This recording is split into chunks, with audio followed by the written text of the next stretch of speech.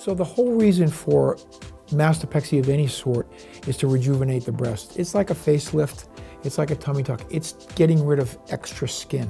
Most techniques, even today, by a lot of prominent surgeons, involve what's called a Wise pattern scar, where the nipple-areolar complex has our circular scar, then there's a vertical scar that goes down to the inframammary fold, and then it includes a full inframammary fold scar as well. A big scar, which is hard to hide in a lot of brassieres and a lot of bathing wear. I have tried to promulgate a circumvertical technique where you have a lollipop scar around the nipple, straight down, and then a little tiny incision in the inframammary fold.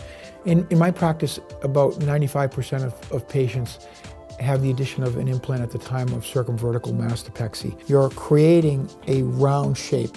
By its very nature, confers a round shape. So that's an advantage in the beginning. When you add tissue, add volume, the breast inflates, and there's less skin that needs to be taken off. So it's a win-win.